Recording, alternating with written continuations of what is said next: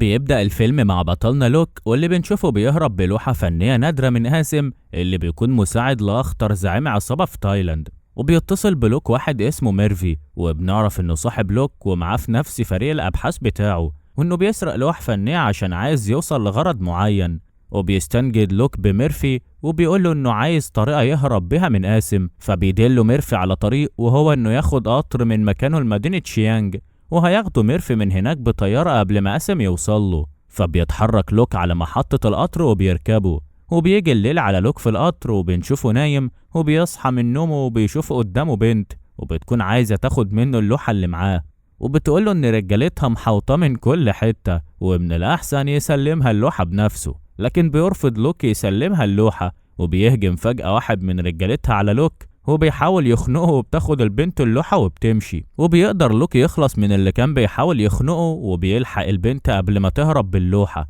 وبياخد من البنت اللوحة وبيحبسها في حمام القطر. وبنعرف انها تبقى عاملة الأخطر زعيم مافيا في إيطاليا. وبيطلع لوك على سقف القطر وبينط منه من بره، وبيتصل بميرفي عشان يديله حل تاني يقدر يوصله قبل ما حد يلحقه. فبيقوله ان من الأحسن انه يجي ياخده من مكانه بنفسه. وبيروح لوك لمتحف في لندن، وبنعرف ان اخته شارلوت عالمة آثار كبيرة وبتشتغل فيه. وبيشوفها لوك في المتحف وبيسألها عن أحوالها هي وابنها توماس بعد ما اتطلقت من جوزها هارولد، وده عشان بقالهم سنة ما شافوش بعض. وبيطلب لوك منها تنضم للفريق بتاعه، لكن بترفض شارلوت وبتقوله انها مبسوطة من شغلها في المتحف ومش عايزة تسيبه. وبنشوف لوك بيتمشى وسط لوح المتحف وبيقول لشارلوت ان لوحة السيد المسيح فيها غلطة، وبيكون لوك بيعمل كده علشان يلهيها ويسرق لوحة معينة من المتحف. وبيخرج لوك اللوحة اللي عايز يسرقها من البرواز بتاعها وبيهرب من المتحف، وبتجري شارلوت وراه عشان تاخد اللوحة، وبيطلعوا على مخرج مخطط لوك عشان يقدر يهرب منه. وبيركب لوك عربية بعد ما طلع من المخرج، وبيطلب من شارلوت انها تركب معاه، وبيقول لها انها لو مركبتش معاه وهربت الشرطة هتعتبرها شريكة في جريمة السرقة معاه، لانها كانت موجودة معاه في وقت السرقة وهو اخوها.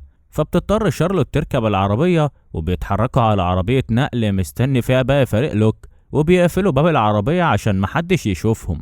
وبيدي لوك اللوحة اللي سرقها لميرفي عشان يحللها ويخرج منها سر معين. وبتلوموا شارلوت على اللي لوك عمله، وبتقوله ان السرقة اللي حصلت في المتحف هتكلفها كتير وانها مش مستعدة تتحبس. وبيقول ميرفي لوك ان اللوحة مش اصلية وما فيهاش السر اللي هم عايزينه. وبيقول لوك لشارلوت انه هيصلح اللي عمله ويرجع اللوحة لمكانها تاني. وبيطلب من شارلوت تغمض عينيها وتاخد نفسها بهدوء عشان تقل عصبيتها. فبيستغل لوك ان شارلوت مش شايفة وبيرشها بمخدر، وبتفوق شارلوت في جنينة جنب متحفها، وبتروح وبتلاقي الشرطة هناك، وبيقابلها جمال واللي بيكون محقق مسؤول عن اللي حصل في المتحف. وبتقول له شارلوت انها ما سرقتش اللوحة ولا كانت تعرف ان لوك مخطط يسرقها، وده اللي ظهر في الكاميرات لما كانت بتجري وراه عشان تلحقه. فبيقول لها جمال انه لو لقى كلامها كدب مش هيسيبها وهيحبسها مع لوك كشريكة معاه في الجريمة. وبتبص شارلوت وجمال على مكان اللوحة وبيلاقوها موجودة في بروازها بشكل طبيعي، وبنعرف ان لوك رجع اللوحة تاني مكانها. وبتروح شارلوت لبيت ميرفي وبتطلب تشوف لوك، وبتتعصب عليه وبتقوله انها اترفدت من المتحف بسبب اللي عمله. وبتلاقي معاه ديب اللي بتكون مسؤولة الاختراقات في الفريق، وأوين اللي بيكون رجل أعمال شاب ومريض بسرطان الكبد. وبيقول لشارلوت إن طلب من لوك وفريقه يسرقوا اللوحة اللي في المتحف اللي هي بتشتغل فيه وكذا لوحة غيرها، وده لأن فيهم سر الوصول لينبوع الشباب، واللي بيكون ينبوع مية مسحور بترجع الإنسان لشبابه وبتديله قوة سحرية. وبيكون أوين عايز يوصل لها عشان يخف من مرضه ويبقى أحسن من وضعه الحالي. وبنلاقي شارلوت مش مصدقة كلام أوين وبتتهمه إنه بيخرف، وبيثبت لها أوين كلامه عن الينبوع بإن في أكتر من كاتب وفيلسوف من أزمنة قديمة اتكلموا عنه وعن قوته اللي بيديها للي بيشرب منه.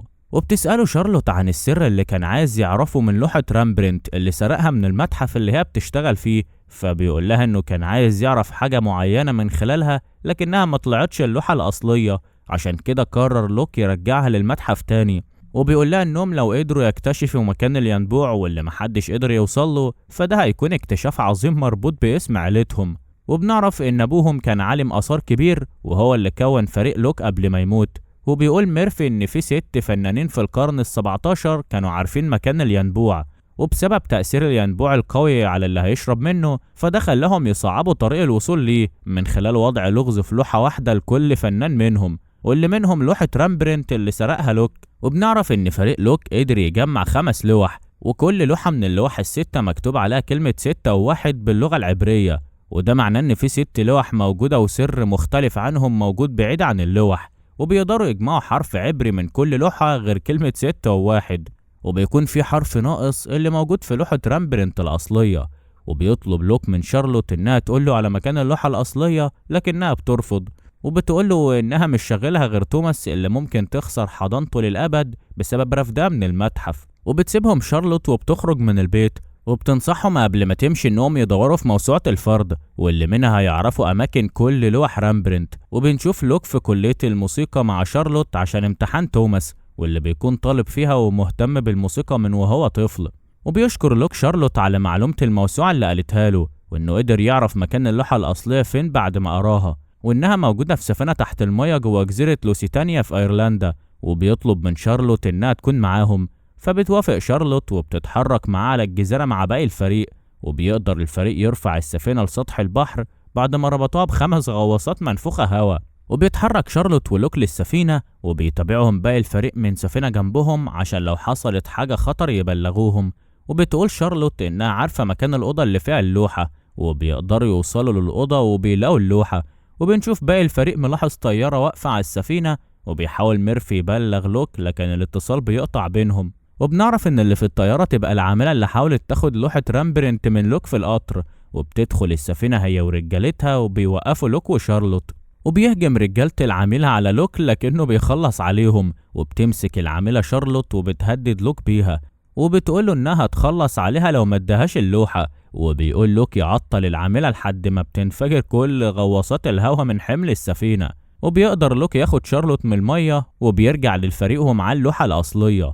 وبنشوف شارلوت بتكلم طليقها بعد ما جابت اللوحة، وبيقول لها إنه هيضطر يخلي توماس معاها لمدة سنة، وده لأنه مضى عقد مع شركة استثمارية بره أمريكا وهيسافر وما ينفعش توماس يكون لوحده. وبتروح للفريق وبتلاقيهم جمعوا كل الحروف من اللوح لكن مش قادرين يفسروا منها حاجة. فبتقول لهم شارلوت إن كلمة 6 و1 أصلها كلمة لاتيني بتساوي حرف الدبليو، وبيكتشفوا إن الكلمة اللي اتكونت بعد ما حطوا حرف الدبليو في الكلام هي كلمة شرير. وبيكتشف لوك إنها بتوحي بالنسخة الشريرة اللي اتكتبت للكتاب المقدس في عهد الملك جيمس، واللي بيكون هو سادس جيمس مسك حكم اسكتلندا وأول جيمس مسك حكم إنجلترا، واللي بيكون اتكتب في عهده نسخة للكتاب المقدس بتعكس فيه كل وصايا السيد المسيح اللي قالها وبتحللها زي السرقة والزنا وغيرها، وده اللي خلاها تتسمى بالنسخة الشريرة. وبيقول لهم لوك إنه عارف مكان النسخة الوحيدة اللي موجودة لحد دلوقتي منه، وبيوصلوا للمكتبة الوطنية في النمسا عشان فيها النسخة اللي هم عايزينها. وبيدخل لوك وشارلوت ومعاهم ديب واللي بتكون مسؤولة الإلكترونيات في الفريق، وبيطلب لوك من ميرفي يفضل بره المكتبة ويبلغهم بأي خطر عليهم يلاحظوا. وبتستقبل الفريق مديرة قسم الكتب النادرة في المكان عشان تدلهم على النسخة.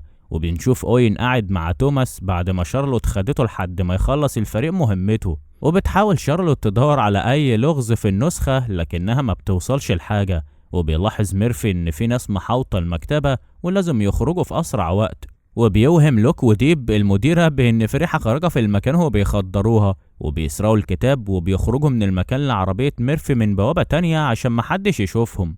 وبنشوف جمال في المكتبة وبيحاول يوصل للبوابة اللي خرج منها الفريق، وبنلاقي الفريق مش عارف يوصل لحاجة من النسخة اللي سرقوها، وكل اللي لقوه عبارة عن 1029 رقم على متن صفحات النسخة. وبيشوف توماس الشفرة وبيقولهم إن الأرقام اللي لقوها مش شرط تكون شفرة عددية، وده لأن النوتة الموسيقية اللي بيدرسها ممكن تتكتب بأرقام وتتحول لرتب من السلم الموسيقي. وبياخد توماس الشفرة وبيطلع منها معزوفة موسيقية، وبيسجل ميرفي معزوفة توماس، وبتظهر له موسيقى بعنوان مياه في الصحراء، واتعملت كتكريم لواحدة من عجائب الدنيا السبعة. وبيحطوا خريطة حروف اللوح اللي معاهم على خريطة عجائب الدنيا السبعة، وبيلاقوها متطابقة ما عدا مكان واحد واللي بيكون أهرامات الجيزة.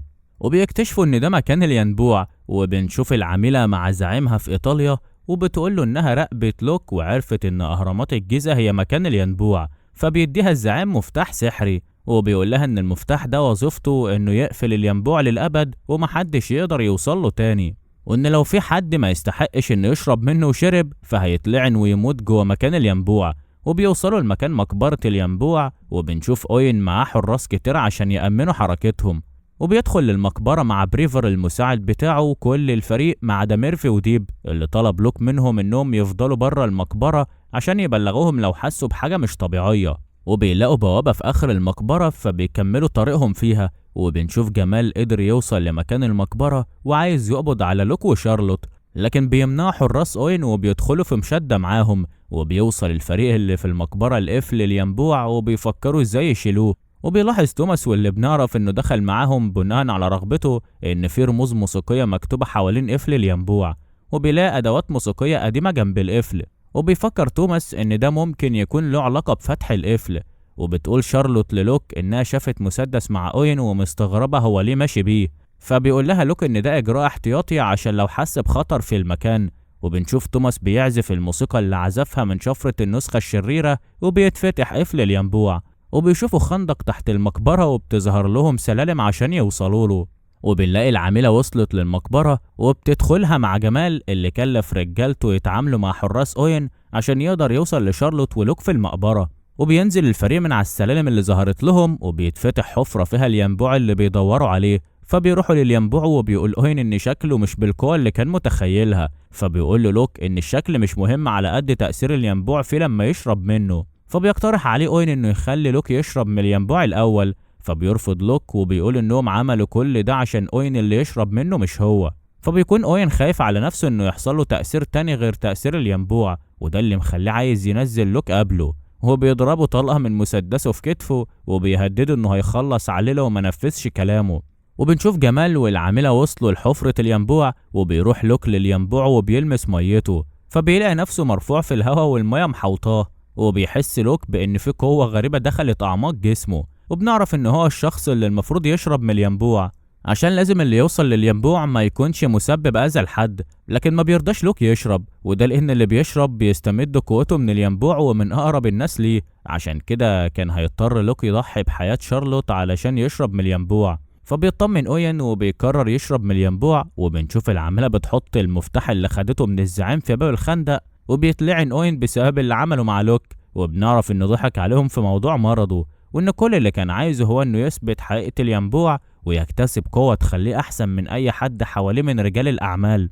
وبنشوف المقبرة بتتهد على كل الموجودين فيها، فبيجروا كلهم على بوابة الخروج وبيقدروا كلهم يخرجوا ما عدا جمال اللي بيتكعبل في سلم الخندق وبيتحبس في المقبرة.